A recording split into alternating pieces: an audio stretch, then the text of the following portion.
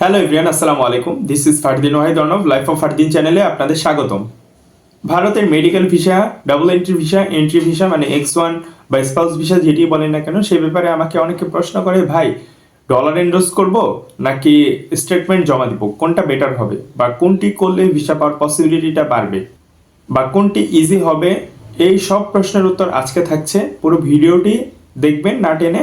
আর হ্যাঁ, কিভাবে ভিসা পাবেন বর্তমান সময়ে ভারতের দ্রুত ভিসা পাওয়ার যে উপায়গুলো আছে সেগুলো আমি আজকে বলে দিব, যে ক্রাইটেরিয়াগুলো আছে সেগুলো আমি আজকে বলে দিব। পুরো ভিডিওটি দেখবেন অবশ্যই, আর আমার চ্যানেলটি সাবস্ক্রাইব করে না থাকলে সাবস্ক্রাইব করে দিবেন। ফার্স্টে আমি যে ব্যাপারটি বলতে চাই সেটি হলো এন্ডোর্সমেন্ট অথবা স্টেটমেন্ট। আপনি দুইটাই নিতে পারেন, আপনার এন্ডোর্সমেন্ট নেন অথবা স্টেটমেন্ট নেন, এই দুইটাই আপনাকে হেল্প করবে। কিন্তু এমনটাও বলা নেই যে এটা স্পেসিফিকভাবে যদি আপনি এটা নেন তাহলে ভিসা পাওয়ার পসিবিলিটিটা বেড়ে যাবে। দুইটাই সেম সেম ভ্যালু দুইটারই।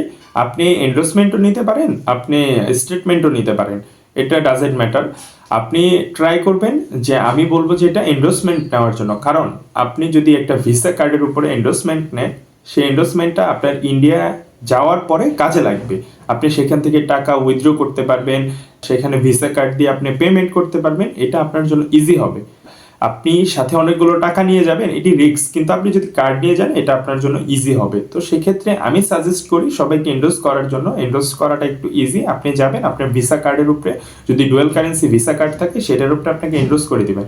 আর একান্তই যাদের কার্ড নেই তাদের কোনো সমস্যা নেই, তারা খুব সহজে স্টেটমেন্ট নিতে পারবেন।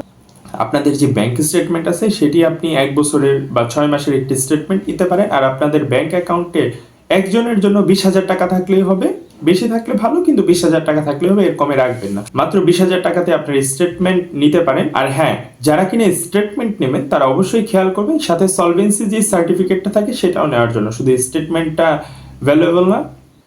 এই ব্যাপারগুলো নিয়ে অনেকে অনেক রকমের ভুল করে। আর সবসময় এটি খেয়াল করবেন, যদি আপনার এন্ডোর্সমেন্টের যে ডেট থাকে সেই ডেট অনেকের 3 মাসের দেয়, অনেকের 6 মাসের দেয়, অনেকের 1 বছরের দেয়। আপনাকে যদি 1 বছরের দেয় তাহলে অবশ্যই আপনি চেষ্টা করবেন যে ওই বছরের মধ্যে আপনি দেওয়ার জন্য। যদি কার্ডটার মেয়াদ থাকে বা এন্ডোর্সমেন্টের যে সময় মেয়াদ থাকে সেই মেয়াদ অনুযায়ী আপনি জমা দিবেন। মেয়াদ উত্তীর্ণ হয়ে গেলে, আপনি 2 বছর আগে করেছেন কিন্তু আপনি এখন জমা দিচ্ছেন, সেক্ষেত্রে আপনার সেটা অ্যাকসেপ্টেড হবে না।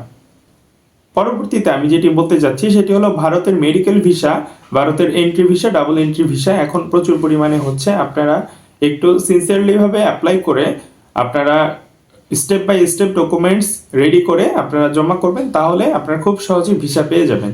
ভারতের medical visa, entry visa, double entry visa নিয়ে যদি কারো কোনো সমস্যা থেকে থাকে, আমার প্রিভিয়াস যে ভিডিওগুলো আছে সেই ভিডিওগুলো আপনারা দেখতে পারেন, তাহলে আপনাদের কনসেপ্টটা ক্লিয়ার হয়ে যাবে। এই ভিসাগুলো আপনারা খুব সহজে পেয়ে যাবেন।